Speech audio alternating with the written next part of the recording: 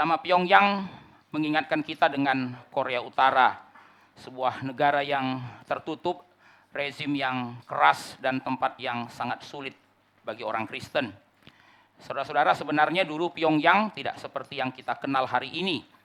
Pada akhir abad ke-19 dan awal abad ke-20, Pyongyang pernah dikenal oleh para misionaris dan orang Kristen sebagai Yerusalem dari timur.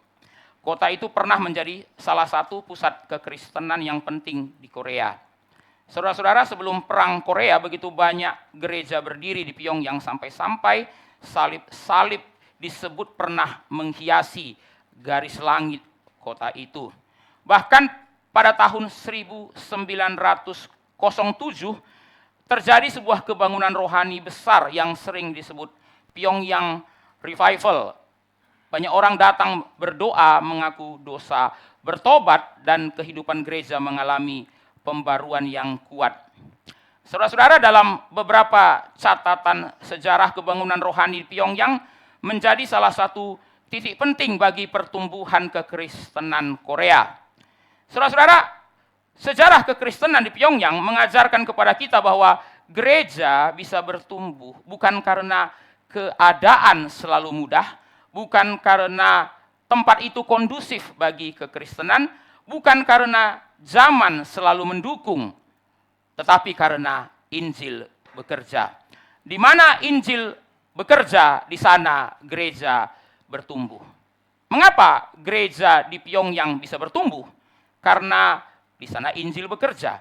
Injillah yang membuat orang-orang bertobat dari dosa-dosa mereka.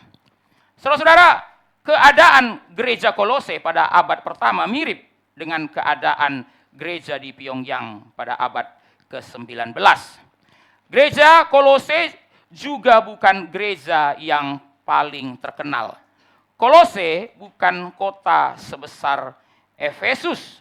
Gereja Kolose kemungkinan lebih kecil daripada gereja-gereja lain dalam Perjanjian Baru. Paulus sendiri tampaknya belum pernah bertemu langsung dengan orang-orang Kristen di Kolose. Saya sudah menjelaskan minggu yang lalu bahwa gereja Kolose bukan didirikan oleh Paulus.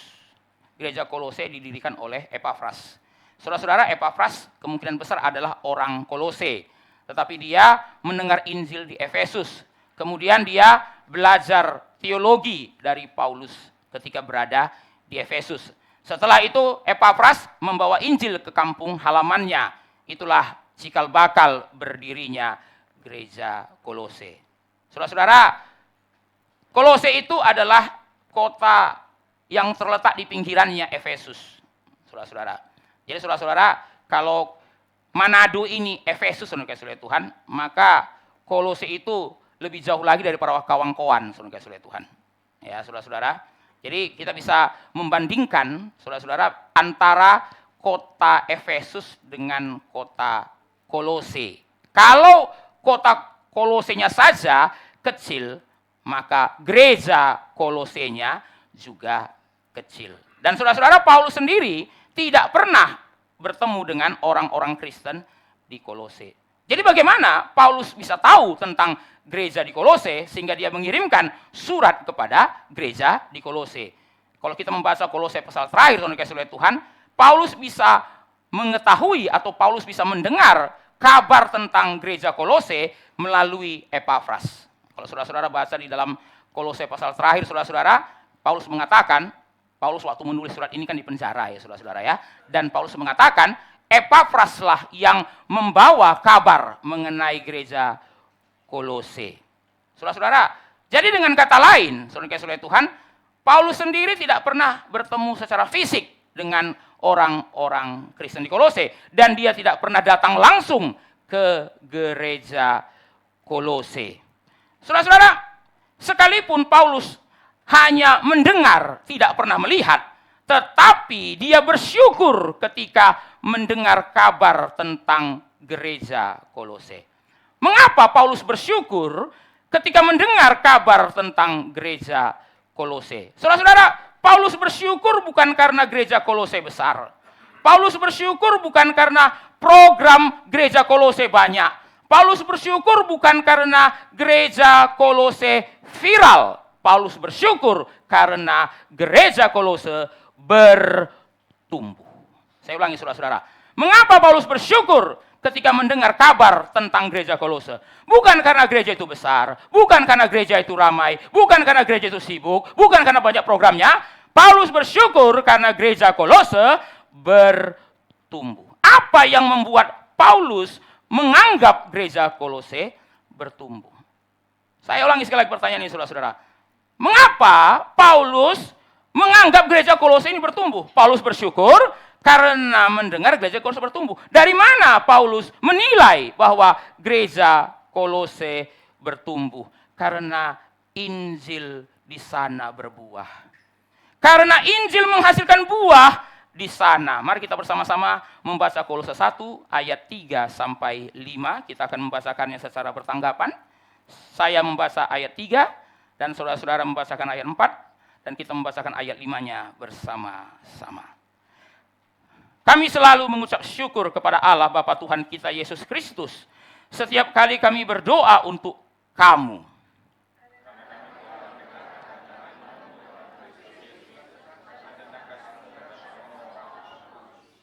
Mari kita baca ayat 5-nya bersama-sama. 2, 3, ya. Oleh karena pengharapan yang disediakan bagi kamu di sorga, tentang pengharapan itu telah lebih dahulu kamu dengar dalam firman kebenaran, yaitu Injil. Saudara-saudara, pertumbuhan gereja adalah pekerjaan Allah. Ketika mendengar gereja Kolose bertumbuh, Paulus bersyukur kepada Allah. Perhatikan ayat 3 sekali lagi. Saya akan bacakan ayat 3 sekali lagi, saudara-saudara. Di sana Paulus mengatakan, kami selalu mengucap syukur kepada Allah. Ini menarik, saudara-saudara. Saudara-saudara, Paulus tidak memuji gereja Kolose karena mereka bertumbuh. Paulus tidak berkata kepada gereja Kolose, saya bangga dengan kalian. Paulus juga tidak memuji program dan strategi pemimpin gereja Kolose. Ia tidak berkata kepada mereka, strategi kalian berhasil. Kasih tahu dong tips dan triknya. Ya, apa sih kunci sukses sehingga kalian bisa menjadi gereja yang bertumbuh? Saudara-saudara yang dikasihi Tuhan, Paulus tidak menganggap pertumbuhan gereja sebagai prestasi manusia. Paulus melihat pertumbuhan gereja sepenuhnya pekerjaan Allah. Itulah sebabnya ketika Paulus melihat pertumbuhan gereja Kolose, dia langsung mengucap syukur kepada Allah. Saudara-saudara yang dikasihi Tuhan, salah enggak ya pemimpin gereja ingin gerejanya bertumbuh? Enggak salah. Semua pemimpin gereja pasti ingin gerejanya bertumbuh. Tidak ada pemimpin gereja yang ingin gerejanya merosot. Tuhan. Saudara-saudara, salah enggak ya? Sebagai gembala sidang, saya ingin gereja ini bertumbuh. Enggak salah, saudara-saudara. Saudara kasih Tuhan, kita tidak boleh bersembunyi di balik kalimat, yang penting kualitasnya, Pak. Gitu, ya. Saudara-saudara, jemaatnya 10 pun enggak apa-apa. Yang penting doktrinnya benar. Yang penting kualitasnya. Saya tidak mengatakan kualitas enggak penting, saudara-saudara. Kualitas adalah syarat bagi kuantitas. Kualitas itu mendahului kuantitas. Saudara tidak boleh mengorbankan kuantitas demi, tidak boleh mengorbankan kualitas demi kuantitas. Tapi saudara pun tidak boleh bersembunyi di balik kualitas dengan mengorbankan kuantitas. Saudara-saudara, kalau gereja itu ajarannya benar, kenapa jemaatnya harus sedikit? Kalau gereja yang sesat saja jemaatnya bisa banyak, kenapa gereja yang ajarannya benar tidak punya keinginan jemaatnya banyak? Saudara-saudara, kalau gereja sesat boleh punya jemaat banyak, tapi kalau gereja benar nggak boleh punya jemaat yang banyak. Wah, kalau gereja yang ajarannya nggak benar punya jemaat banyak, dia nggak wajar. Tapi kalau gereja yang benar ingin punya jemaat, dia nggak ambisius. Ya nggak boleh begitu mikirnya, saudara-saudara ya. Saudara kasih Tuhan, salah nggak kita ingin gereja kita bertumbuh? Salah nggak pemimpin gereja ingin gerejanya bertumbuh? Nggak salah. Tapi saudara kasih Tuhan, banyak pemimpin gereja salah memahami pertumbuhan gereja. Apakah pemimpin gereja tidak boleh menginginkan gereja bertumbuh? Tentu saja boleh. Apakah salah pemimpin gereja ingin gereja bertumbuh? Tidak salah. Tapi saudara-saudara, seringkali pemimpin gereja salah memahami pertumbuhan gereja. Saudara-saudara, banyak pemimpin gereja berpikir bahwa pertumbuhan gereja adalah hasil kerja keras manusia. Sehingga ketika gereja mulai ramai, mereka berkata, program kita berhasil. Ketika pelayanan berjalan baik, mereka berkata, tim kita hebat. Saya ulangi saudara-saudara ya. Wajar kalau kita ingin gereja kita bertumbuh. Wajar gembala sidang ingin gerejanya bertumbuh. Wajar pemimpin gereja, baik pendetanya maupun penatuanya, ingin gerejanya bertumbuh. Tetapi seringkali pemimpin-pemimpin gereja berpikir gereja bisa bertumbuh karena kerja keras manusia. Saudara-saudara, strategi pelayanan dan kerja keras itu penting. Saya nggak mengatakan itu nggak penting, saudara-saudara. Saudara-saudara, gereja nggak mungkin bertumbuh kalau pendetanya malas. Gereja nggak mungkin bertumbuh kalau jemaatnya pasif. Gereja nggak mungkin bertumbuh kalau para penatuanya hanya jadi penonton. Saudara-saudara, strategi pelayanan kerja keras itu penting. Tapi Paulus mengajarkan bahwa di balik semua pertumbuhan gereja ada karya Allah. Itulah sebabnya saudara-saudara dalam 1 Korintus Paulus berkata, aku menanam, Apolos menyiram. Aku menanam, Apolos menyiram. Apalagi dalam konteks surat Korintus, saudara-saudara, yang menanam itu Paulus. Yang menyiram adalah Apolos. Tapi Paulus berkata, yang memberi pertumbuhan adalah Allah. Paulus tidak mengatakan, oh kenapa gereja Korintus bisa berdiri? Oh saya yang tanam. Lalu Apolos mengatakan, kenapa bisa bertambah banyak? Karena saya yang siram. Enggak. Paulus berkata, kami ini siapa sih? Sehingga kalian jemaat Korintus itu malah menjadikan kami idola. Ada yang idola Paulus, ada yang mengidolakan Apolos. Kami ini cuman petani. Ya, Paulus ini petani yang menanam. Apolos petani yang menyiram. Kami petani. Namanya petani, ladang bukan punya kami, tanaman bukan punya kami, semua bukan punya kami. Ya, kami cuman menanam, kami cuman menyiram. Ladang ini milik Tuhan. Kamu pun milik Tuhan.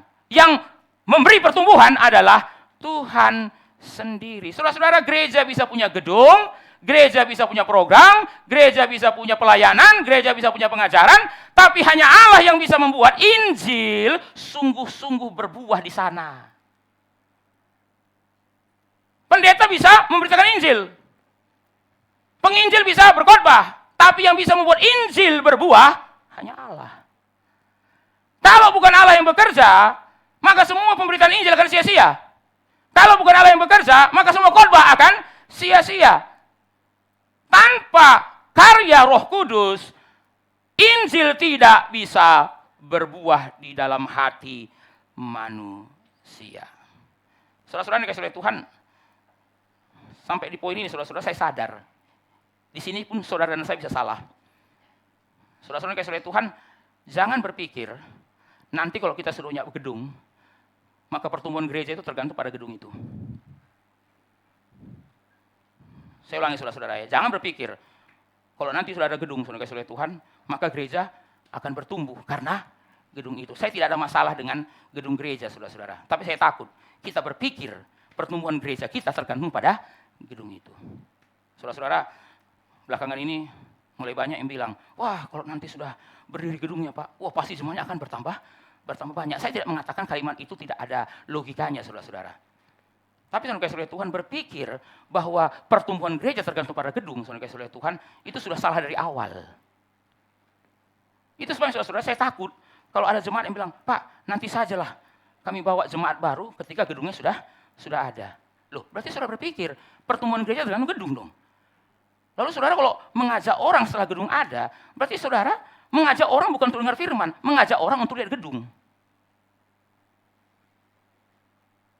Nah, saudara-saudara, saya coba untuk koreksi paradigma kita. Saudara-saudara yang bilang, Pak nanti gedungnya sudah bagus, baru kita ajak orang. Kalau sini Pak, saya malu ngajak orang.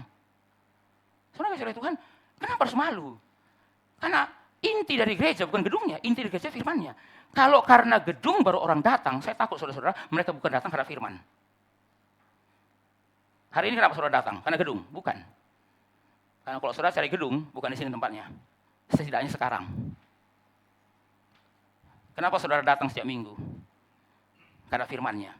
Kalau saudara pun ke sini karena firmannya, kenapa tidak saudara ajak orang lain ke sini karena firmannya? Saudara datang ke sini karena firman. Kenapa saudara mengajak orang datang karena gedung? Itu bagi saya nggak konsisten. Saudara datang karena firman. Tapi saudara kemudian mengajak orang karena gedung. Saudara-saudara, saya takut di balik logika ini apa, saudara kasih oleh Tuhan. Motivasi kita sudah salah. Kita berpikir pertumbuhan gereja kita tergantung gedung itu. Saudara-saudara yang dikasihi oleh Tuhan, biarlah orang datang ke gereja ini, entah di sini, entah di sana. Entah dalam gedung ini, entah di gedung sana, saudara dikasihi oleh Tuhan, karena firman-Nya. Karena firman-Nya, bukan karena gedungnya. Saya berkali-kali mengatakan, saudara-saudara, kenapa kita perlu gedung itu? Supaya bisa menampung lebih banyak orang untuk mendengar firman. Saudara-saudara, kalau di gereja ini tidak ada firman-Nya, kalau mimbar gereja ini tidak menyampaikan firman, saudara dikasihi oleh Tuhan, sia-sia gedung itu. Mengapa kita perlu berjuang untuk membangun gedung itu? Karena di sini sudah ada firman-Nya. Karena di sini sudah firman-Nya. Saudara-saudara, Pendeta Stephen Tong mengatakan, pemberian Allah yang paling besar bagi gereja itu firman. Paling kecil gedung. Saya ulangi saudara-saudara ya. Pemberian Allah yang paling besar bagi gereja itu firman-Nya. Bukan gedungnya. Gedung itu pemberian yang paling kecil. Tapi karena kita manusia berdosa, saudara-saudara, kita suka terpesona dengan sesuatu yang sifatnya visible. Kalau yang visible gede, maka kita anggap itu pemberian Tuhan yang paling gede. Sementara khotbah, saudara dikasihi oleh Tuhan, tidak kelihatan. Maka kita berpikir bahwa firman Tuhan itu adalah pemberian Tuhan yang paling kecil. Saudara-saudara, gereja boleh ada tanpa gedungnya, gereja nggak boleh ada tanpa khotbahnya. Amin? Yakin? Gereja boleh ada tanpa gedungnya, gereja tidak boleh ada tanpa khotbahnya. Saudara-saudara, gereja mula-mula nggak ada gedungnya, ada khotbahnya. Coba saudara lihat Kisah Para Rasul, saudara-saudara, yang dicatat gedung gereja atau khotbahnya Petrus. Khotbahnya Petrus, khotbahnya Paulus. Gereja mula-mula tidak punya gedung, maka Kisah Para Rasul tidak pernah mencatat kapan mereka bikin tim pembangunan, saudara Tuhan. Enggak ada. Gereja mula-mula dicatat punya tim diakonia, tapi tidak pernah tercatat bikin tim pembangunan. Bukan berarti gedung tidak perlu, tapi pertumbuhan gereja tidak tergantung pada gedungnya. Tidak tergantung pada gedungnya. Saudara-saudara, kalau hari ini datang, sekalipun tempat ini gedungnya biasa-biasa saja, saudara sudah datang dengan motivasi yang benar. Saudara-saudara yang dikasihi oleh Tuhan, rasa syukur Paulus tidak terpisahkan dari doa. Mari kita lihat ayat 2 sekali lagi. Kita lihat kalimat selanjutnya. Di sana Paulus berkata, setiap kali kami berdoa untuk kamu. Setiap kali kami berdoa untuk kamu. Berarti Paulus bukan hanya sekali saja berdoa untuk gereja Kolose. Paulus sudah berkali-kali berdoa untuk gereja Kolose. Saudara-saudara, dalam terjemahan yang lain bisa kita simpulkan bahwa setiap kali mendengar kabar tentang gereja Kolose, Paulus berdoa. Saudara-saudara, Paulus menjadikan kabar tentang gereja Kolose sebagai topik doa. Seringkali kita tidak berdoa untuk gereja yang kita sudah tahu kabarnya. Saudara-saudara, kita seringkali mendengar kabar mengenai gereja. Entah itu kabar baik, entah itu kabar buruk, saudara-saudara Tuhan. Kita seringkali mendengar kabar tentang pemimpin gereja. Entah itu kabar baik, entah itu kabar buruk. Tapi pertanyaan saudara-saudara, apa yang saudara lakukan setelah mendengar kabar? Paulus berdoa setiap kali dia dengar kabar mengenai gereja Kolose. Saudara-saudara yang dikasihi oleh Tuhan, seringkali setelah mendengar kabar tentang gereja, kita hanya berkomentar. Seringkali setelah mendengar kabar tentang kelemahan pemimpin gereja, kita hanya mengkritik. Kita hanya mengeluh. Saudara-saudara, gereja yang bertumbuh bukan hanya butuh orang yang pintar mengkritik. Gereja yang bertumbuh bukan hanya membutuhkan orang yang pintar menilai. Gereja yang bertumbuh membutuhkan orang yang mau berdoa. Saudara-saudara, saya percaya jemaat tahu keadaan gereja. Ya, saudara-saudara, dan seringkali saudara-saudara dikasihi oleh Tuhan, jemaat membicarakan keadaan gereja. Ya, saudara-saudara, itu salah satu bahayanya ya kelompok-kelompok kecil. Saya ingin mengatakan kelompok kecil salah, saudara-saudara ya. Tapi saudara dikasihi oleh Tuhan, kelompok kecil kan dibikin untuk apa? Mendiskusikan firman. Tapi seringkali saudara-saudara, kelompok kecil malah mendiskusikan hamba Tuhan, saudara dikasihi oleh Tuhan. Nah, Ya, saudara-saudara ya, harusnya kelompok kecil itu mendiskusikan firman Tuhan. Ya, karena tidak semua orang saudara kasih oleh Tuhan atau banyak orang itu tidak mengerti semua khotbah yang disampaikan hari Minggu. Itu sebabnya dibutuhkan kelompok kecil supaya bukan hanya dengar tapi meresapi. Itu tujuannya. Maka kelompok kecil tujuannya untuk mendiskusikan firman. Tapi saudara-saudara, banyak gereja yang punya kelompok kecil. Kelompok kecilnya bukan diskusi firman. Kelompok kecilnya mendiskusikan gereja, mendiskusikan program gereja, mendiskusikan hamba Tuhan di gereja. Maka saudara-saudara, kelompok kecil ada positifnya, tapi juga ada negatifnya. Kelompok kecil saudara-saudara sering menjadi kelompok gosip. Ya, kelompok kecil kan sering dibagi kelompok bapak, kelompok ibu, saudara-saudara. Saya tidak tahu kelompok kecil mana yang paling panas gosipnya, saudara-saudara. Ya, saudara, di kelompok kecil bapak yang didiskusikan bapak-bapak yang lain. Di kelompok kecil ibu yang didiskusikan ibu-ibu yang lain. Di kelompok kecil pemuda yang didiskusikan pemudi-pemudi yang lain, saudara-saudara Tuhan ya. Sebaliknya di kelompok kecil pemudi yang didiskusikan pemuda-pemuda yang lain. Loh, nggak diskusi firman. Saudara-saudara kasih oleh Tuhan, loh kita tahu keadaan gereja. Dari mana kita tahu? Ya kita lihat sendiri. Tapi apa yang kita lakukan? Seringkali saudara-saudara setelah dengar kabar kita nggak berdoa. Kita hanya berkomentar, hanya mengkritik. Saudara-saudara dikasih oleh Tuhan, tidak ada gereja yang sempurna. Tidak ada gereja yang sempurna, saudara-saudara. Gereja Kolose pun tidak sempurna. Kita baru membahas ayat-ayat awal dalam surat Kolose, bagian-bagian awal dalam surat Kolose. Maka kita belum melihat, saudara-saudara, masalah dalam jemaat Kolose. Nanti kalau saudara-saudara mengikuti perjalanan surat Kolose, pembahasan surat Kolose, saudara-saudara akan melihat bahwa gereja Kolose nggak sempurna. Ada masalah. Ada masalah, saudara-saudara. Nanti di dalam surat ini, Paulus menegur mereka. Di dalam surat ini, Paulus memperingatkan mereka. Kenapa? Ada masalah. Jadi saudara-saudara, ada nggak gereja nggak ada masalah? Nggak ada. Kalau ada gereja nggak ada masalah, saudaralah masalahnya. Saya ulangi saudara-saudara ya, jangan cari gereja yang nggak ada masalah. Kalau saudara ketemu gereja yang nggak ada masalah, saudaralah masalah gereja itu nanti. Saudara-saudara, nggak ada gereja sempurna. Ya, semua gereja ada masalah. Cuma bedanya ada yang berat, ada yang ringan, itu aja. Tapi ada nggak gereja yang tanpa masalah? Nggak ada, saudara-saudara Tuhan ya. Nggak ada. Gereja kami kebal masalah. Nggak ada gereja kebal masalah, saudara-saudara. Semua gereja ada masalahnya. Ya, gereja Korintus ada masalahnya. Gereja Tesalonika ada masalahnya. Ya, gereja Kolose pun ada masalahnya. Maka saudara-saudara, ketika kita mendengar masalah gereja, saudara langsung menyimpulkan, kalau gereja ini nggak bertumbuh, Pak, ada masalah. Saudara-saudara dengar baik-baik, saudara Tuhan, di dalam gereja yang bertumbuh pun pasti ada masalah. Jadi saudara yang bilang, kalau ada masalahnya berarti gereja tidak bertumbuh. Kalau gereja bertumbuh berarti nggak ada masalah. Mari kita compare dengan gereja mula-mula. Saudara-saudara, Kisah Para Rasul menceritakan, sejak Kisah Rasul 2, gereja mula-mula itu bertumbuh. Jumlah jemaat bertambah. Ada masalah? Ada. Saudara baca Kisah Rasul pasal 6. Kalau saudara nanti buka saja di rumah. Apa yang terjadi saudara-saudara? Dalam Kisah Rasul 6 muncul masalah. Masalah muncul di saat gereja bertumbuh. Masalahnya apa? Pembagian sembako kepada janda-janda. Sebelum gerejanya bertumbuh, masalah nggak ada. Setelah bertambah banyak, mulai ada suara-suara. Ya, dan suara-suara apa? Suara-suara janda. Janda latar belakang Yunani. Kenapa? Ini semakin banyak jemaat ya. Kok pembagian sembako ke kami makin dilupakan? Yang dapat sembako terus janda-janda dari yang latar belakang Yahudi. Kami orang Yahudi yang latar belakangnya non-Yahudi, latar belakangnya Yunani, kok sering diterlantarkan.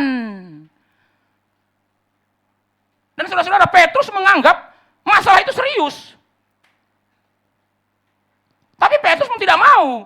Gara-gara melayani pembagian sembako, dia nggak persiapan khotbah. Maka apa dia bilang? Angkatlah diaken. Angkat diaken. Pilih di antara kamu, diaken-diaken. Orang yang takut akan Tuhan, penuh dengan Roh Kudus, kelakuannya baik. Untuk apa? Untuk menjadi diaken. Saudara-saudara, di situ kita melihat ya, ada nggak gereja nggak ada masalah? Nggak ada. Saudara-saudara, jangankan Kisah Rasul 6, Kisah Rasul 5. Saudara-saudara, Ananias dan Safira. Loh, saudara-saudara, baru berdiri di hari Pentakosta. Kisah Rasul 2. Kisah Rasul 5, Ananias dan Safira. Kisah Rasul 6, pembagian sembako bagi janda-janda. Apa saudara berani bilang, oh ini Pak, gereja tidak bertumbuh Pak? Lu enggak lah, gereja mula-mula bertumbuh. Berkali-kali Berkali-kali saudara Tuhan Kisah Para Rasul mengatakan, dan semakin banyak, semakin banyak.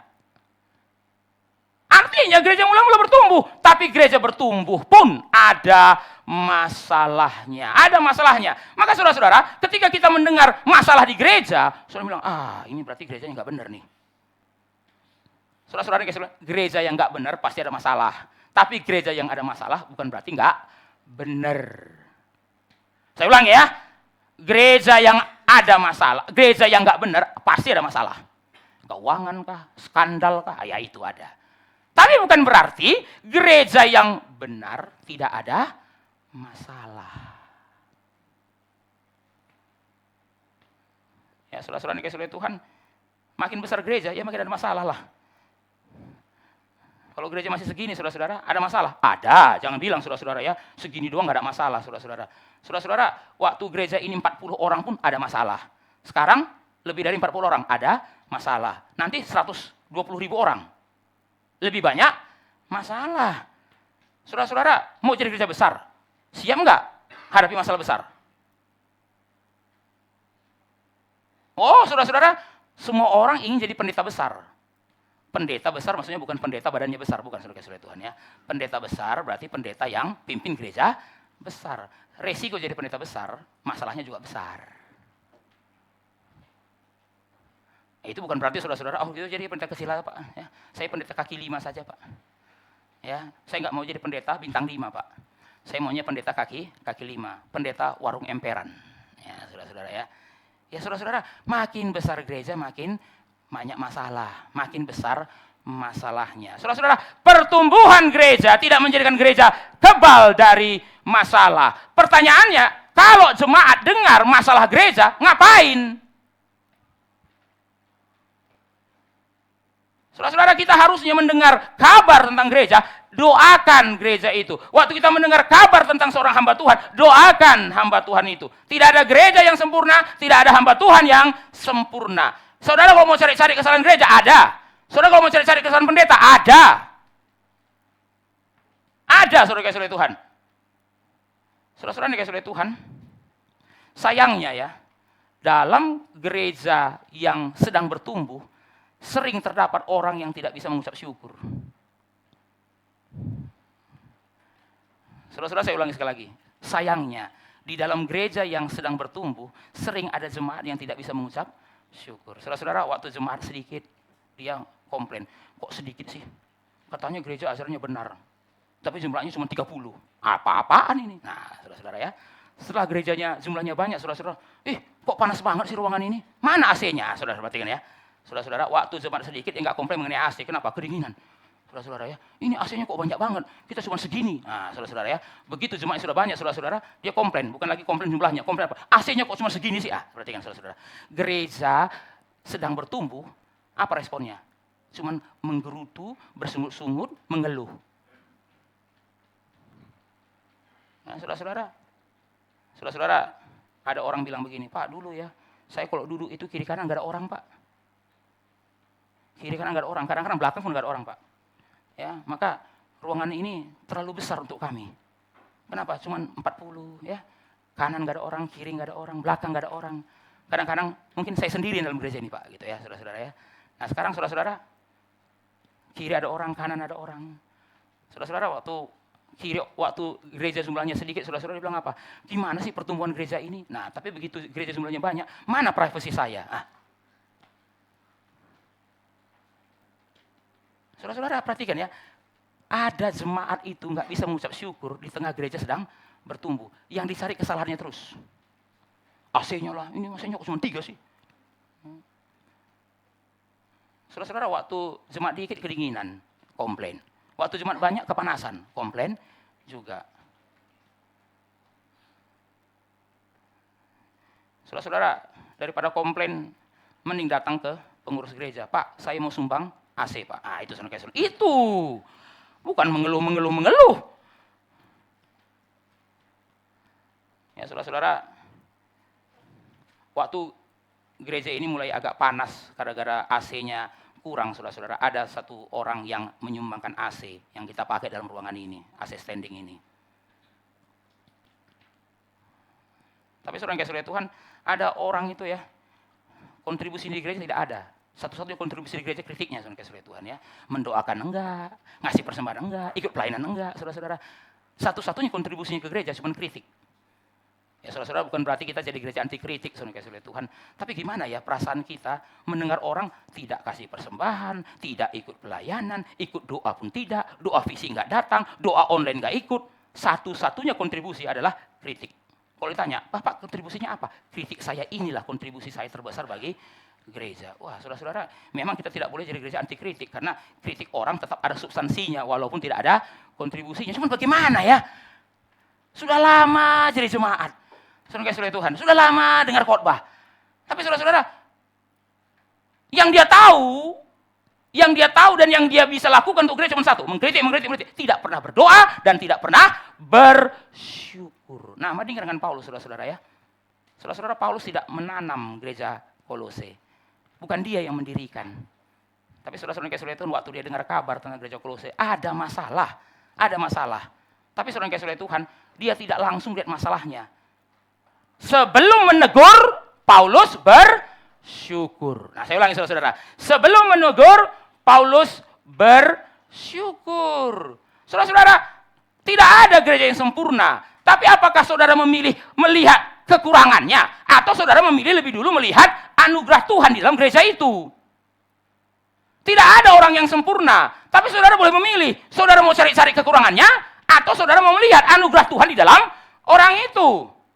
Tidak ada suami yang sempurna. Tapi saudara boleh memilih sebagai istri. Mau mencari kekurangan suami saudara, atau belajar untuk mengenali anugerah Tuhan di dalam suami saudara. Saudara-saudara kasih oleh Tuhan, gereja tidak sempurna. Hamba Tuhan ada yang tidak sempurna. Tapi saudara-saudara, Paulus tidak langsung menegur. Sebelum menegur nanti, Paulus lebih dahulu apa?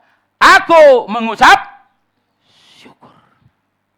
Aku mengucap syukur. Betapa ironis ya saudara-saudara ya. Seorang rasul pun bisa menemukan anugerah Tuhan yang ada di dalam gereja seperti Kolose. Sementara saudara-saudara kita yang bukan rasul ini lebih duluan mengkritik, lebih duluan berkomentar saudara-saudara Tuhan. Dan tidak belajar untuk melihat anugerah Tuhan yang sedang ada di dalam jemaat kita atau di dalam gereja kita. Saudara-saudara nih kasih oleh Tuhan, gereja yang bertumbuh adalah gereja yang di dalamnya Injil berbuah. Mari kita lihat ayat 4. Karena kami telah mendengar, itu ayat 4. Kami telah mendengar. Apa yang didengar? Kalau saudara perhatikan kalimat selanjutnya, imanmu dalam Kristus dan kasihmu terhadap semua orang kudus. Dan kalau saudara lihat lagi nanti ayat yang ke-5, pengharapanmu. Nah, saudara perhatikan tema kita ini, iman, kasih, dan pengharapan. Nah, saudara-saudara, kalau kita kaitkan dengan ayat 6, saudara-saudara, kita nggak usah bahas ayat 6, tapi kalau saudara ayat 6, di situ Paulus mengatakan Injil sedang berkembang dan berbuah. Injil sedang berkembang dan berbuah. Jadi dari sini kita bisa simpulkan, iman, kasih, dan pengharapan adalah buah Injil. Jadi dari mana Paulus tahu kalau gereja Kolose ini bertumbuh? Karena di sana Injil berbuah. Dari mana Paulus tahu bahwa Injil berbuah? Karena di sana dia menemukan iman, kasih, dan pengharapan. Saudara-saudara yang dikasihi oleh Tuhan, bagaimana kita menilai gereja itu bertumbuh? Jangan lihat langsung dari jumlah jemaat. Saudara-saudara, ukuran pertumbuhan gereja menurut Paulus bukan kesibukan gerejanya, bukan viralnya gerejanya, bukan ramainya gerejanya, bukan popularitasnya gerejanya. Ukuran pertumbuhan itu adalah buah Injilnya. Saudara-saudara, sebuah gereja yang bertumbuh, di dalamnya Injil berbuah. Jadi kalau gerejanya ramai, programnya banyak, tapi Injil tidak ada, itu bukan gereja yang bertumbuh, itu gereja yang mati, saudara kasih oleh Tuhan. Saudara-saudara, saya melihat fenomena begini ya, ada gereja yang terlihat mati karena memang mati.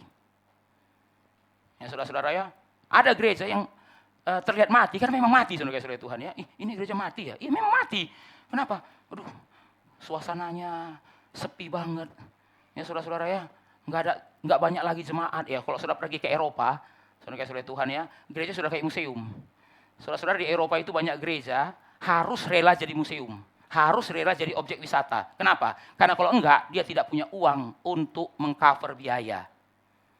Maka saudara-saudara, gereja-gereja di Eropa beberapa ya, itu harus rela ya, waktu mereka lagi ibadah, turis-turis datang foto-foto.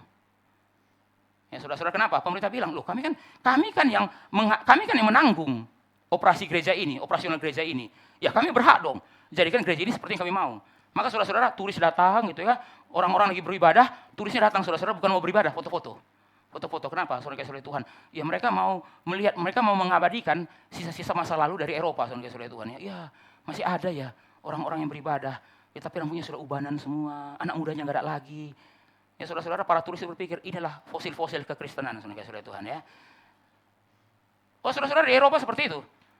Maka saudara-saudara, ya walaupun jemaat nggak banyak, gereja bisa terbuka. Tapi ya gitu, saudara nggak boleh komplain. Lagi ibadah, turis datang, foto-foto, saudara-saudara Tuhan. Nah, itu resiko. Itu namanya gereja yang terlihat mati karena sudah mati. Tapi saudara-saudara, yang kedua bagi saya lebih bahaya, terlihat hidup padahal mati. Oh kok terlihat hidup? Ya gimana nggak terlihat hidup? Rame kok. Tapi kenapa mati? Karena bukan Injil lagi pusatnya.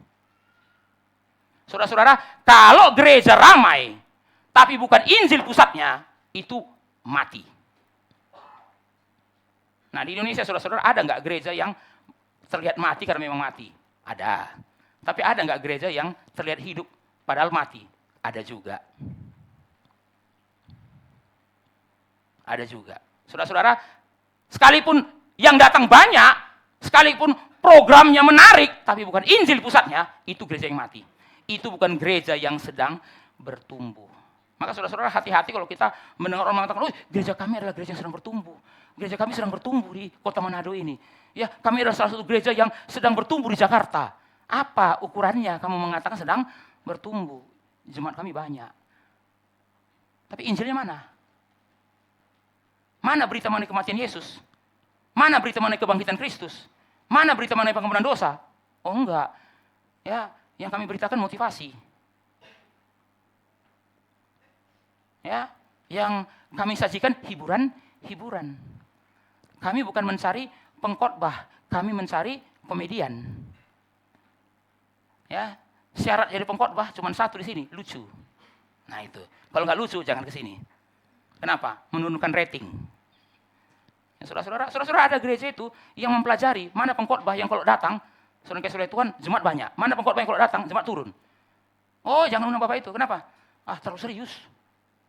Tapi kalau benar nggak? Benar sih, tapi terlalu serius. Anak-anak muda kami nggak mau datang. Jadi cari yang mana? Itu. Ya, nggak serius-serius. Ya, memang nggak serius. Memang nggak ada yang benar juga. Ngapain serius juga? Tapi yang datang banyak Pak. Kalau tiap kali Bapak itu khotbah, yang datang banyak. Ratingnya naik. Saudara-saudara yang kasih Tuhan, kalau lihat dari jumlah, saudara yang kasih Tuhan, banyak gereja kayaknya hidup. Tapi sebenarnya mati. Kenapa? Kalau saudara lihat lebih jauh, enggak ada Injil di situ. Enggak ada Injil di situ. Saudara-saudara yang kasih Tuhan, Kolose 1 ayat 3 sampai 5 mengarahkan kita kepada hal yang lebih mendalam. Apa ukuran sebuah gereja bertumbuh? 3 ini. Ada enggak iman? Ada enggak kasih? Dan ada enggak pengharapan? Mari kita mulai satu demi satu. Saudara-saudara, kita lihat ayat 4. Dikatakan di sana, imanmu dalam Kristus Yesus. Ini buah Injil yang pertama. Dari mana saya tahu gereja bertumbuh? Injil berbuah. Apa buah Injil yang pertama? Iman. Imanmu dalam Kristus. Saudara-saudara dikasih oleh Tuhan, perhatikan. Paulus di sini tidak hanya berkata, imanmu. Paulus mengatakan, imanmu dalam Kristus. Saudara-saudara yang dikasih oleh Tuhan, iman Kristen selalu ditentukan oleh objeknya. Nah, saudara-saudara seringkali kita kan membagi manusia menjadi 2 ya. Manusia beriman dan tidak beriman. Sebenarnya dalam teologi reform, ini pembagian yang kurang tepat. Karena menurut teologi reform, semua orang beriman. Orang ateis beriman. Jadi nggak benar ya kalau kita membagi orang beriman tak beriman. Semua orang beriman. Orang berdosa pun beriman. Tapi orang berdosa adalah orang yang beriman kepada objek yang salah.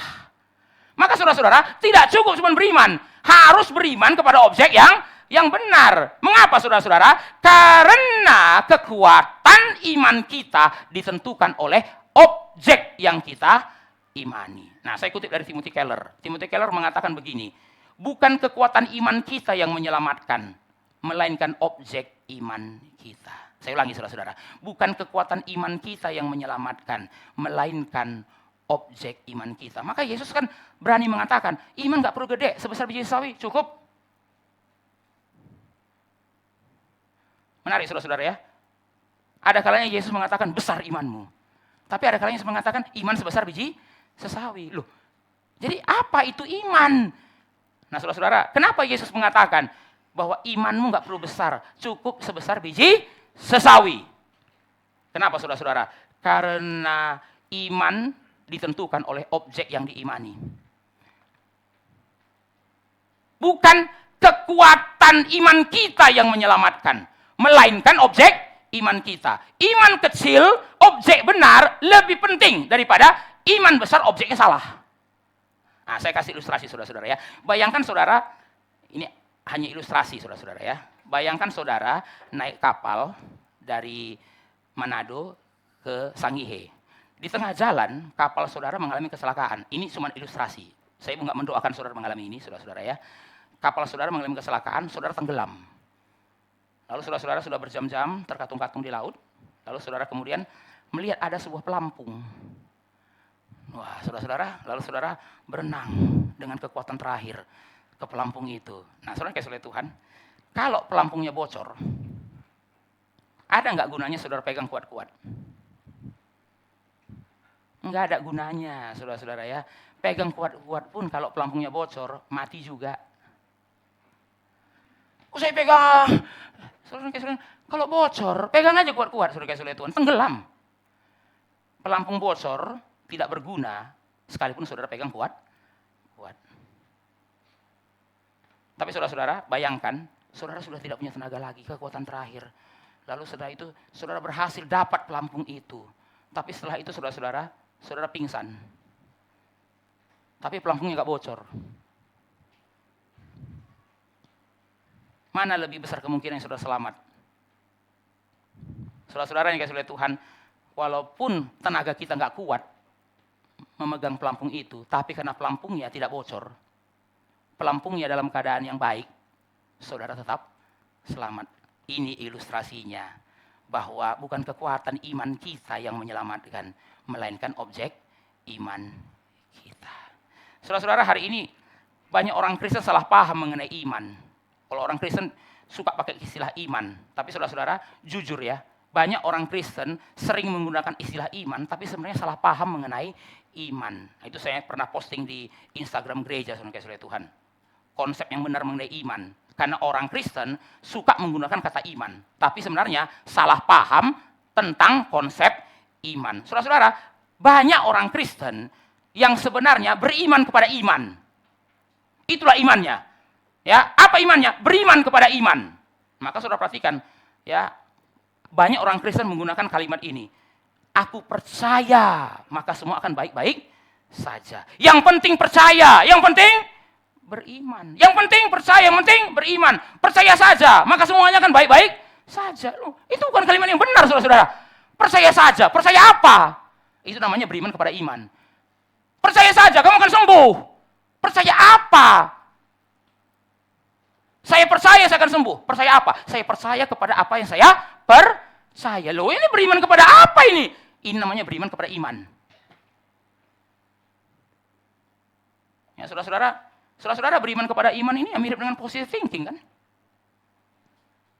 The power of positive thinking. Ya, saudara-saudara. Jadi orang yang bicara mengenai positive thinking, mirip. Ini beriman kepada iman. Saya percaya keadaan akan baik-baik saja. Kenapa kamu percaya? Apa yang kamu percaya? Percaya pada apa? Ya, saya percaya kepada apa yang saya percaya. Apa yang kamu percaya? Keadaan akan baik-baik saja. Saya percaya maka saya akan sembuh. Loh, apa dasarnya kamu percaya? Ya, saya percaya apa yang saya percaya. Saya percaya saya akan sembuh. Karena saya percaya saya akan sembuh. Ini kan orang yang berhalusinasi ya saudara-saudara ya. Saya percaya saya akan kaya. Karena saya percaya saya akan kaya. Loh, nggak ada yang janji supaya kamu, nggak ada yang janji akan bikin kamu kaya. Jadi apa yang bikin kamu percaya akan kaya? Saya percaya saya akan kaya karena saya percaya saya akan kaya. Itu namanya beriman kepada iman. Tapi saudara Tuhan, iman Kristen bukan beriman kepada iman. Iman Kristen beriman kepada Yesus Kristus. Maka saudara-saudara, tidak pernah Allah mengecewakan kita. Maka saudara bilang, wah enggak lah Pak, iman sering mengecewakan. Saudara tidak akan kecewa. Tidak pernah Allah mengecewakan kita. Kita kecewa karena kita beriman kepada apa yang tidak pernah Allah janjikan. Ya kalau saudara beriman pada apa yang tidak pernah Allah janjikan, ya saudara tidak boleh kecewa kalau Allah tidak memberikan. Dan saudara, selalu orang yang kecewa pada Allah kalau diusut-usut, yang dia percaya bukan apa yang Allah janjikan, yang dia percaya apa yang Allah tidak pernah janjikan. Waktu nggak dapat dia salahkan Tuhan. Saudara-saudara ini kasih oleh Tuhan, kita harus beriman kepada Kristus. Maka saya tanya saudara-saudara, saudara berimannya kepada siapa hari ini? Apa yang menjadi sandaran iman saudara? Kalau ditanya, kita semuanya kan Kristen. Tapi saudara-saudara, benar nggak kita itu bersandar kepada Kristus? Saudara-saudara, seringkali ya, waktu krisis baru kita sadar, kita ini imannya salah. Waktu nggak krisis, kita berpikir kita imannya Kristus. Begitu krisis, baru kita sadar, selama ini bukan Kristus yang menjadi objek iman kita. Sederhana saudara-saudara ya. Orang yang ketika bangkrut langsung hilang harapan, saudara-saudara Tuhan, itu adalah tanda selama ini sandarannya bukan Kristus, uang. Orang yang waktu sakit langsung goyang, saudara-saudara Tuhan, itu tandanya selama ini imannya bukan Kristus. Objek imannya adalah kesehatan. Saudara-saudara Tuhan, krisis adalah momen di mana Tuhan menyingkapkan kepada kita apa sebenarnya yang menjadi objek iman kita. Kalau nggak krisis, kita bilang kita adalah orang paling beriman kepada Kristus. Saya adalah orang yang percaya pada Kristus. Begitu krisis baru tahu, selama ini bukan Kristus loh yang menjadi objek iman saya. Selama ini bukan Kristuslah sandaran iman saya. Saudara-saudara dikasih oleh Tuhan, krisis itu tidak menciptakan masalah dalam hidup kita. Krisis hanya menyingkapkan masalah dalam hidup kita. Saya ulangi saudara-saudara, krisis tidak menciptakan masalah dalam hidup kita. Krisis hanya menyingkapkan masalah hidup kita. Jadi saudara jangan bilang, ini gara-gara krisis Pak, makanya hidup saya seperti ini. Saudara-saudara dikasih oleh Tuhan, bukan krisis yang bikin hidup saudara seperti itu. Krisis hanya menyingkapkan, dari dulu sudah seperti itu. Itu masalahmu, kamu aja nggak tahu. Maka saudara-saudara dikasih oleh Tuhan, ada baiknya juga ya Tuhan izinkan krisis. Karena kalau nggak begitu, saudara-saudara, kita pikir kita baik-baik saja. Sampai krisis datang, baru kita tahu, loh, ternyata saya selama ini salah.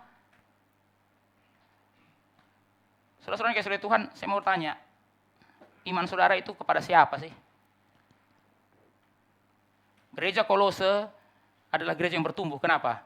Karena mereka beriman kepada Kristus. Mereka beriman di dalam Kristus. Mari kita lihat buah yang kedua. Buah yang kedua, ayat 4 lagi. Dan tentang kasihmu terhadap semua orang kudus. Tentang kasihmu terhadap semua orang kudus. Ini buah Injil yang kedua. Buah Injil yang kedua adalah kasih. Kasih. Saudara-saudara dikasih oleh Tuhan, iman kepada Kristus otomatis menghasilkan kasih kepada semua orang kudus.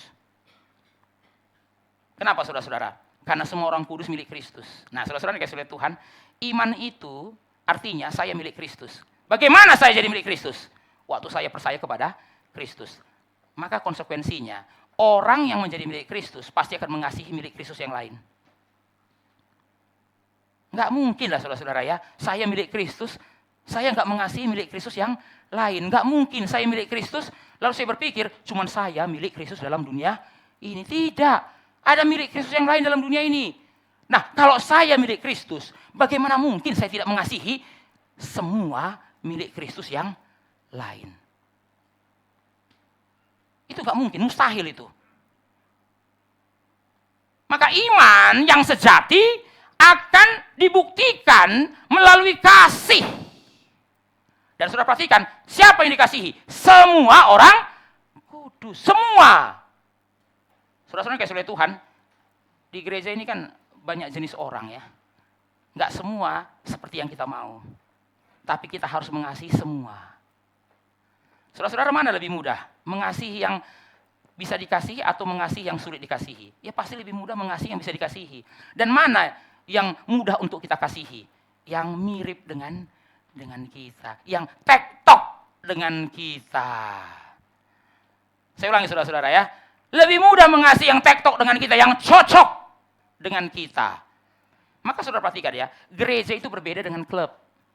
Klub atau namanya klub sosial dibentuk oleh kesamaan. Sama-sama suka mobil Lamborghini. Saudara-saudara, boleh nggak ya orang yang pakai Avanza gabung di klub Lamborghini? Nggak boleh. Syarat untuk gabung di klub Lamborghini punya mobil Lamborghini. Boleh nggak saudara-saudara punya motor bebek gabung di geng motor gede? Nggak boleh. Syarat untuk gabung di motor gede ya punya motor gede dong. Ya saudara-saudara kan tahu kan yang geng motor saudara yang sempat menimbulkan keresahan itu. Kenapa saudara setiap kali mereka lewat ada 4rider. Orang pikir emang ini jalan bapakmu saudara itu. Kalau pejabat lewat ada 4rider boleh. Ya, menteri, gubernur, ya boleh. Ada urgensinya. Lah, kelompok kalian apa urgensinya? Oh, tapi kan karena motornya motor mahal saudara itu kan, motor harga 250 juta itu. Saudara-saudara kan, motor harus 50 juta. Wah, maka kalau motornya cuma harga 15 juta, nggak boleh gabung. Harus ada kesamaan. Ya saudara-saudara, dulu saya di Jakarta itu pernah pergi ke gereja saudara-saudara Tuhan. Ya, Sabtu pagi.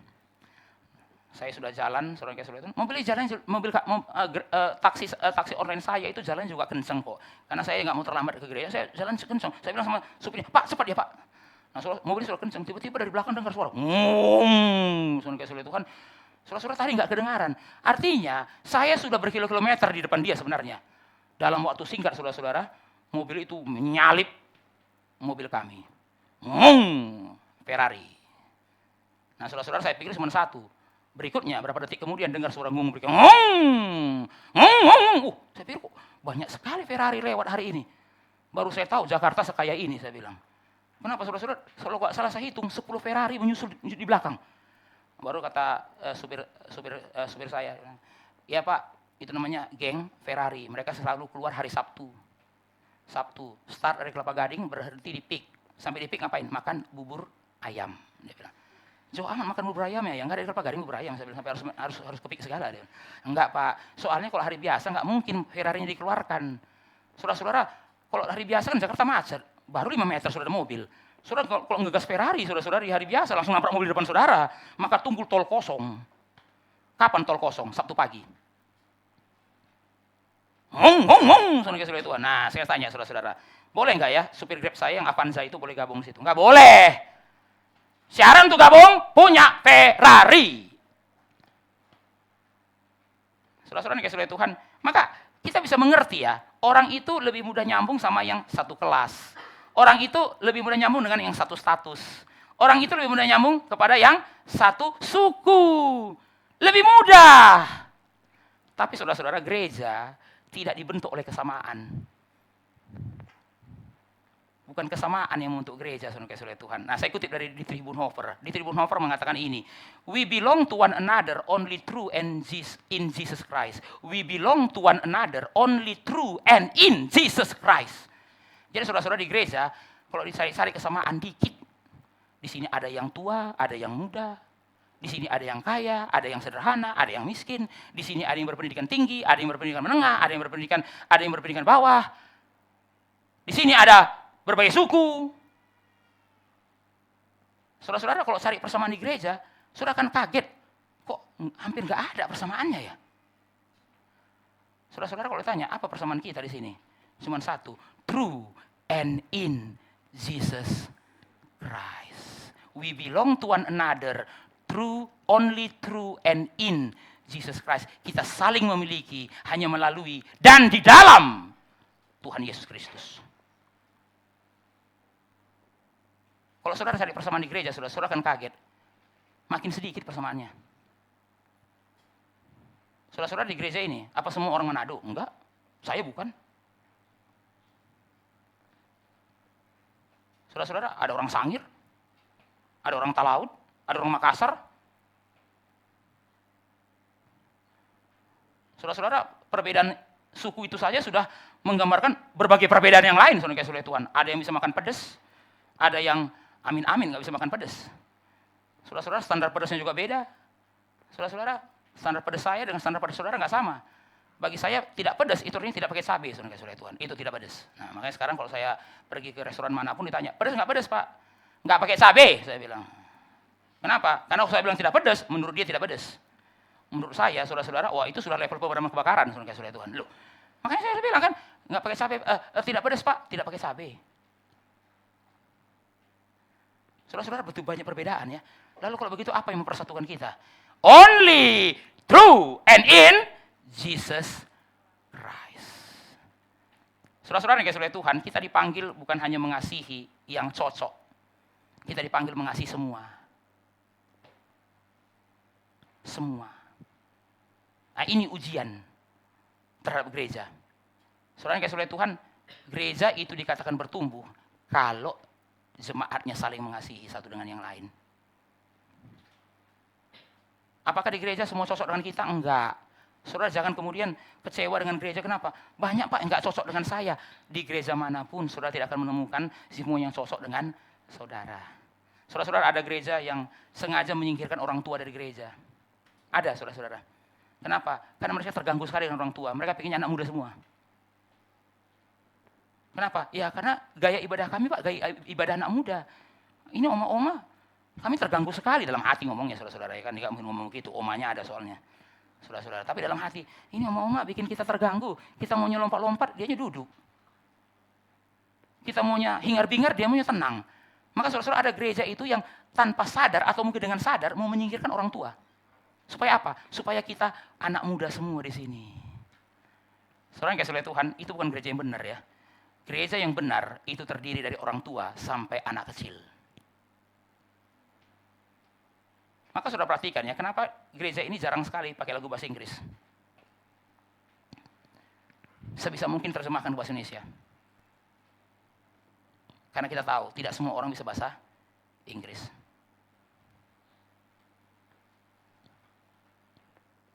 Ya saudara-saudara, kita tahu satu-satunya bahasa yang bisa mempersatukan kita waktu nyanyi hanyalah bahasa Indonesia. Maka gereja ini selalu atau mencoba menghindari lagu-lagu yang berbahasa Inggris. Bukan berarti tidak pernah.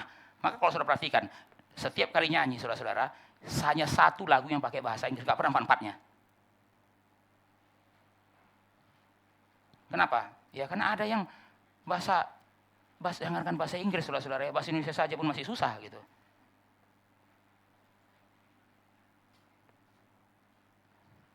Ya saudara-saudara, nah saudara dikasih oleh Tuhan, gereja itu adalah tempat di mana kita saling mengasihi. Dan siapa yang harus kita kasihi? Semua orang kudus. Iman yang sejati akan menghasilkan kasih kepada semua orang kudus. Jadi jangan bilang saudara orang beriman. Kalau saudara ke gereja pun pilih-pilih teman. Maka saudara-saudara, saya suka mengawasi ya. Kalau di gereja itu selesai ibadah, kita tuh ngobrol dengan siapa? Wah, nggak enak hari ini saudara kasih oleh Tuhan ya. Nah, turun dari bawah, turun dari kebaktian, saudara-saudara semua sudah cari-cari teman yang lain. Kenapa? Awasi Pak Calvin nih. Ya, tapi saya harus ngomong saudara-saudara ya. Ya, saudara kasih oleh Tuhan, saya sering mengamati.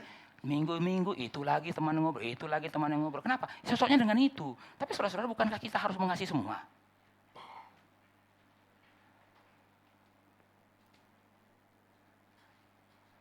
Ya, saudara-saudara, kita harus mengasihi semua. Ya, tapi Pak, lihat orangnya saja kayaknya nggak cocok dengan saya deh, Pak. Loh, dari mana kamu tuh nggak cocok? Lihat mukanya Pak nggak cocok dengan saya itu. Kamu dari mana dia nggak cocok dengan kamu ya? Iya Pak, kayaknya kalau ngomong sama dia nggak nyambung nanti Pak. Loh, tahu dari mana? Iya Pak, dari rambutnya saya kayaknya nggak cocok dengan dia. Kamu kok stereotype banget ya?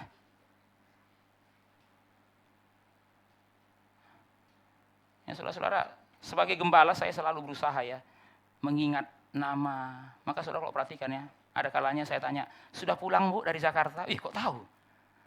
Gimana anaknya Bu? Sudah sehat?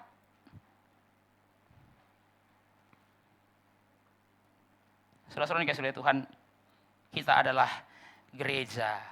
Dan gereja adalah tempat kita mengasihi semua orang kudus. Semua orang kudus. Saudara-saudara, waktu saya memikirkan poin ini ya, saya berasa satu hal, saya menyadari satu hal. Jangan sebut saudara orang kudus, kalau saudara pun tidak bisa mengasihi orang kudus yang lain. Saudara-saudara, banyak orang sok kudus. Ya. Maka saudara-saudara eksklusif. Kenapa? Orang kudus, Pak. Justru ketika saudara seperti itu, menunjukkan saudara nggak kudus. Karena orang kudus pasti mengasihi orang kudus yang lain. Oh, saya bukan orang kudus, pasti orang Malang, Pak. Ya. Oh, pantas ya, saya yang bisa mengasihi orang Malang karena saya bukan orang kudus, Pak, gitu kan. Orang kudus akan mengasihi orang kudus yang lain.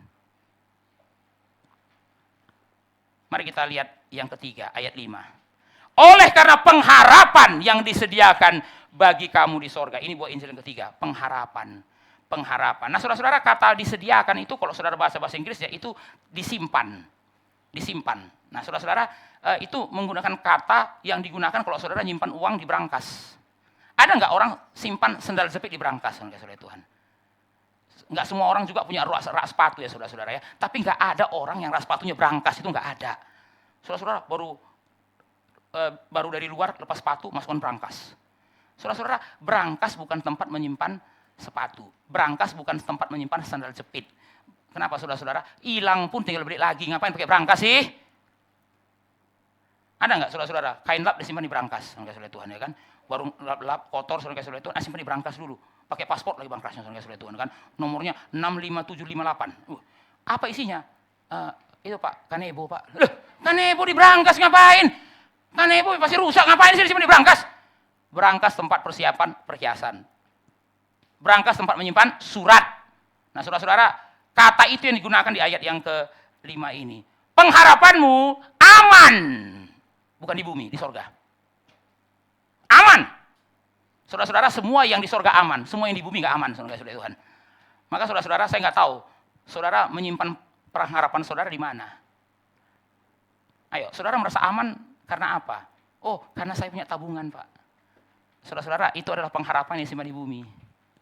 Saya merasa aman kenapa? Saya suka nge-gym, Pak. Maka kayaknya saya panjang umur ini. Saudara-saudara, itu pengharapan yang tersimpan di bumi. Tapi jemaat Kolose punya pengharapan bukan di bumi, di sorga. Di sorga. Saudara-saudara, Yesus kan mengatakan ya, jangan kumpulkan hartamu di bumi. Kenapa? Nggak ada yang aman di bumi ini. Ngengat dan karat akan menghabisinya. Simpan hartamu di sorga. Aman di situ, aman. Apa yang menjadi pengharapan saudara? Apa yang membuat saudara nggak takut dengan masa depan? Itu pengharapan. Saya ulangi saudara-saudara. Kalau saudara bertanya apa itu pengharapan, saya kasih simpel saja. Apa yang membuat saudara tidak takut dengan masa depan saudara?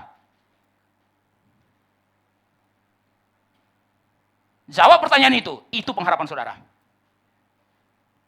Saudara takut dengan masa depan? Enggak. Saya punya deposito, itu pengharapan saudara. Kamu takut masa depan? Enggak. Saya punya koneksi. Nah, berarti itu pengharapan saudara. Maka saudara Tuhan, seringkali ya, kalau dia pengharapannya pada koneksi, tiba-tiba papanya meninggal, saudara Tuhan. Papanya meninggal, maka teman-teman papanya nggak ada lagi yang peduli sama, ya kami cuma peduli sama papamu. Maka waktu papamu hidup, ya kami akan bantu kamu. Begitu papamu meninggal, untuk apa kami bantu kamu? Oh saudara-saudara, seketika dunia runtuh. Kenapa? Karena selama ini itu pengharapannya. Saya nggak takut hari esok karena saya punya papa yang punya koneksi dengan pejabat-pejabat. Begitu papanya meninggal, tidak satupun pejabat itu peduli lagi sama dia. Seperti itu goncang. Saudara-saudara dikasih oleh Tuhan, pengharapan yang tersimpan, aman.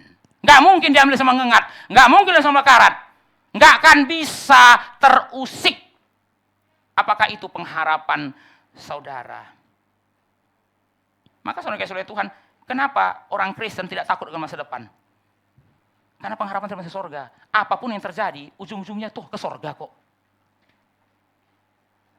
Saudara-saudara Paulus bilang gitu kan?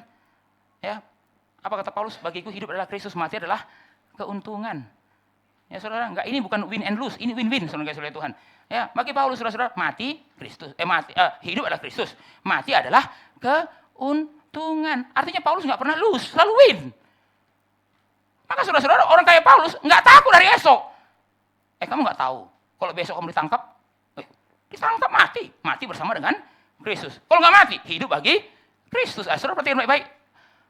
Ditangkap, kalau mati bertemu dengan Kristus. Kalau nggak mati, hidup bagi Kristus. Hidup bagiku adalah Kristus dan mati adalah keuntungan. Maka orang seperti Paulus, saudara-saudara, dia tidak terlalu takut dengan hidup yang sekarang ini. Kenapa? Apapun hasilnya, apapun endingnya, menang. Tapi kalau pengharapan saudara di bumi, saudara takut. Saudara-saudara dikasih oleh Tuhan, harusnya pengharapan itu yang memberikan kita perlindungan. Tapi kalau pengharapan saudara di bumi, saudara yang melindungi pengharapan itu. Kenapa? Karena saudara takut kalau ini terganggu, habis hidup saudara.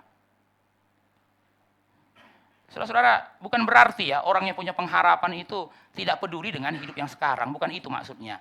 Berharap ke masa depan tidak menjadikan saudara nggak peduli dengan masa sekarang. Tidak, saudara-saudara. Saya kutip dari C.S. Lewis. C.S. Lewis mengatakan, orang Kristen yang paling banyak berbuat bagi dunia yang sekarang justru adalah mereka yang paling memikirkan dunia yang akan datang. Saya ulangi, saudara-saudara. C.S. Lewis mengatakan, orang Kristen yang paling banyak berbuat bagi dunia yang sekarang justru adalah mereka yang paling memikirkan dunia yang akan datang. Justru karena saudara tahu yang akan datang gak perlu dicemaskan, saudara habis-habisan untuk dunia yang sekarang. Ya saudara-saudara, karena saudara tahu, ngapain sih mencemaskan ke sorga? Pasti ke sorga kok. Maka sekarang ngapain? Melayani Tuhan habisan. Saya ulangi saudara-saudara, kalau saudara tahu ujungnya pun ke sorga, maka apa sekarang yang harus saya lakukan? Melayani Tuhan habis-habisan, mempersembahkan hidup habis-habisan. Soalnya kayak saudara Tuhan, kita sering kali ya takut uang habis, maka kita jaga kan. Kenapa? Karena kalau habis nanti gimana Pak? Masa depan saya kalau habis. Saudara kayak saudara Tuhan, apa pesan Yesus dalam perumpamaan tadi? Kumpulkan hartamu di sorga, jangan di bumi. Kenapa? Di bumi ngengat dan karat akan memakannya. Apa pelajaran kita saudara-saudara? Uang dihabiskan nggak dihabiskan pasti habis.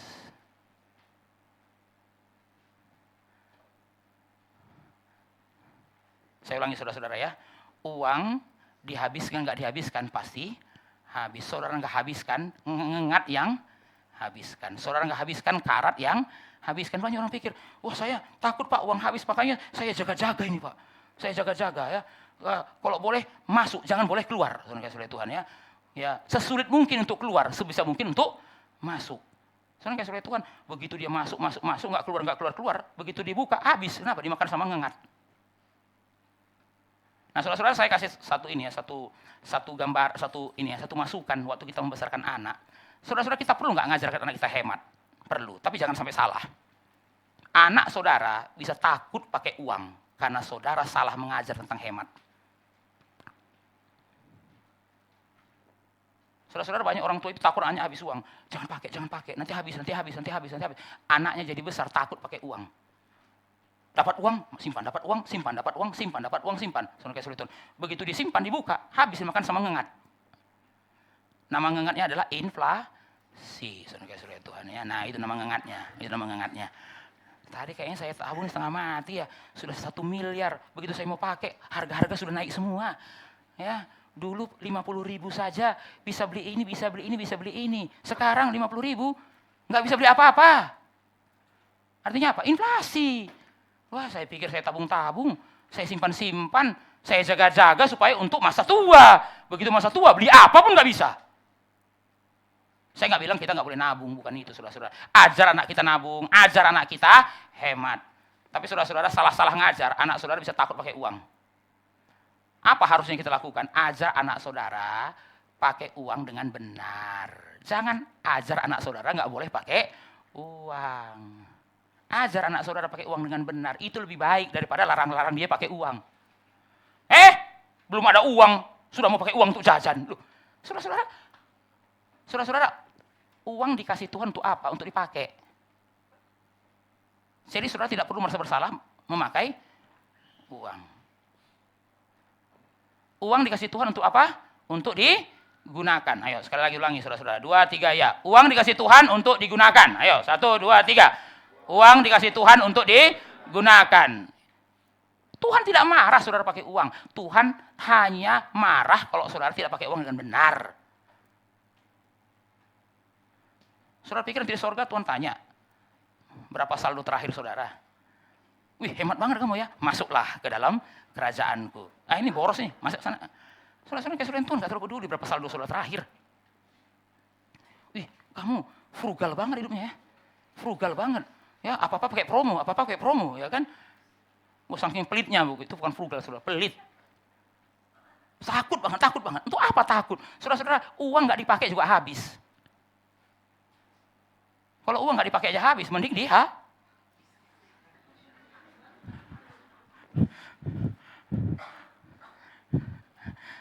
Ya kan?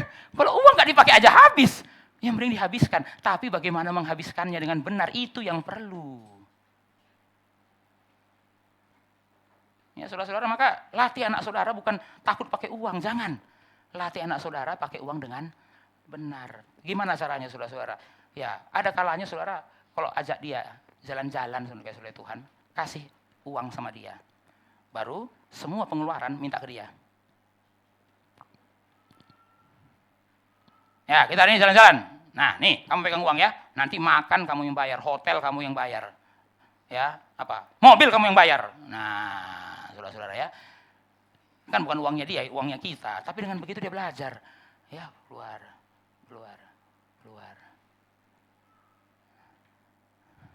Ya kan, baru tahu kan, iya ya. Tiap kali uang keluar itu rasanya ada yang hilang dalam hidup saya, dia bilang, saudara-saudara ya. Kenapa selama ini nggak merasa hilang? Karena yang keluar uang bapaknya, saudara-saudara Tuhan. Jadi nggak ada yang hilang dalam hidup saya. Begitu uang, padahal bukan uangnya dia, uangnya kita juga kan, saudara-saudara kita. Iya ya.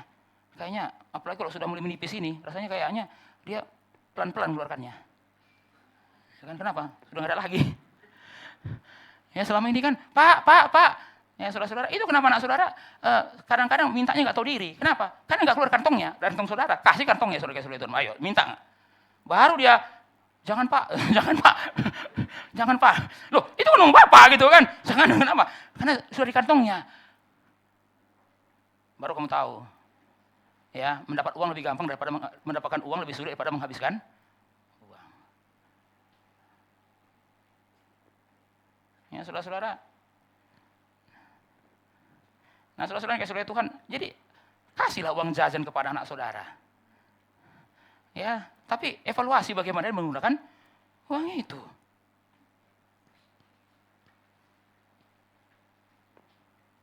Saudara-saudara kayak saudara Tuhan, karena bagi kita uang bukan segala-galanya kok. Penilaian Tuhan di akhir bukan berapa banyak uang yang kita sisakan. Penilaian Tuhan yang terakhir adalah bagaimana kita menggunakan uang kita.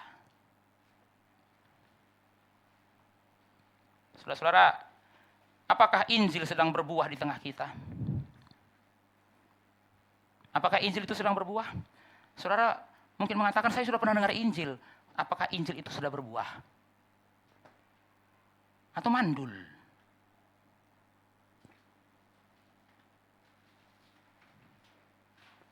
Saudara-saudara dikasih oleh Tuhan, gereja bisa saja sibuk, tapi apakah orang-orang di dalamnya semakin percaya kepada Kristus? Gereja bisa banyak kegiatan, tapi apakah orang-orang di dalamnya saling mengasihi? Gereja bisa saja bertumbuh secara jumlah, tapi apakah di dalamnya orang-orang punya pengharapan? Apa gunanya? Gereja orangnya banyak, tapi imannya nggak benar, nggak ada kasihnya, nggak ada pengharapannya, untuk apa? Saudara-saudara yang dikasihi Tuhan, bagaimana dengan saudara? Apakah saudara punya ketiga hal ini, iman, kasih, dan pengharapan? Saya nggak nanya saudara Kristen atau enggak, saudara-saudara ya. Kalau saya tanya saudara Kristen, semua Kristen. Tapi saya mau tanya, saudara sudah jadi Kristen, bagaimana iman saudara? Bagaimana kasih saudara? Bagaimana pengharapan saudara? Saudara-saudara yang dikasihi Tuhan, saya akan tutup dengan cerita dari seorang ilmuwan pertanian Amerika yang sangat terkenal. Dia adalah salah satu ilmuwan kulit hitam yang pertama. Namanya George Washington Carver. Saudara-saudara, dia sebenarnya dari keluarga Buddha. Jadi nama George Washington itu dari nama majikannya. Lalu saudara-saudara, dia dikenal sebagai George Washington Carver. Nah saudara-saudara, di akhir hidupnya, George Washington Carver bukan hanya dikenal karena penemuannya banyak, saudara-saudara, patennya sangat banyak. Dia adalah orang yang berjasa menaikkan harga jual kacang di Amerika. Dulu saudara-saudara ya, di daerah kulit hitam hanya bisa nanam kacang. Dan harga kacang murah. Makanya orang-orang kulit hitamnya miskin di Alabama. Saudara-saudara, dulu kacang hanya laku untuk makanan monyet. Maka saudara kasih oleh Tuhan, kacang harganya jualnya rendah sekali. Tapi di daerah Alabama yang bisa tumbuh cuma kacang. Tapi saudara-saudara, kemudian George Washington Carver meneliti mengenai kacang. Dan dia membuat, kalau tidak salah saudara-saudara, kalau nggak salah nanti kita bisa cek sendiri ya, sekitar 25 paten dari kacang. Dialah yang menemukan kacang untuk menjadi pewarna. Dialah yang menemukan kacang untuk menjadi selai. Orang ini sangat berjasa saudara-saudara. Tapi saudara kasih oleh Tuhan, yang dikenal dari dia bukan hanya itu, tapi juga caranya melihat kehidupan. Pada zamannya banyak petani di Amerika bagian selatan yang terus menanam kapas di tanah yang sama.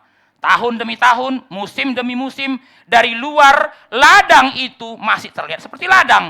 Ada tanamannya, ada daunnya, ada aktivitasnya. Tetapi perlahan-lahan tanah itu menjadi lelah.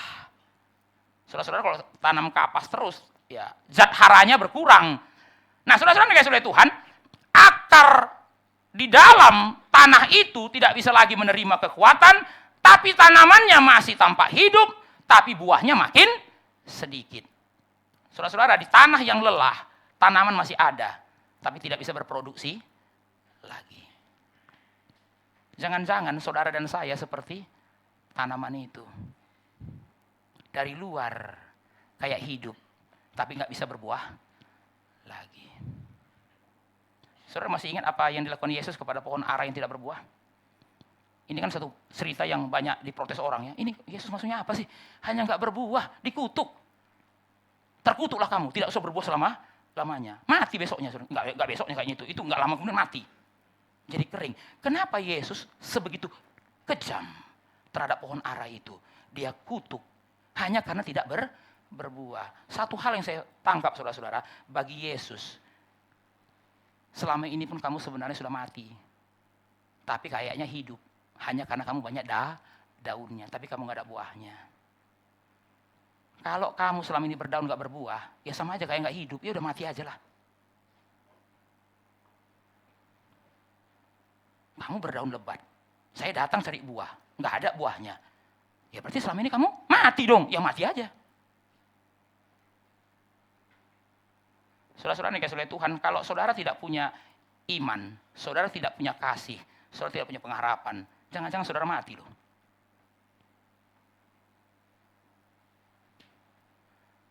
Kenapa mati? Karena nggak ada Kristus di dalam hati saudara. Karena kalau ada Kristus, pasti ada iman. Karena Kristus adalah dasar dari iman. Kalau ada Kristus pada kasih. Karena Kristus adalah sumber kasih. Kalau ada Kristus pada pengharapan. Karena Kristus adalah jaminan. Kok bisa bertahun-tahun jadi orang Kristen, nggak ada tiga-tiganya? Mungkin kita mati. Mungkin kita mati. Mungkin cuma kelihatan dari luar saja berdaun. Tapi sebenarnya tidak bisa berbuah lagi. Mari kita jangan menipu diri kita.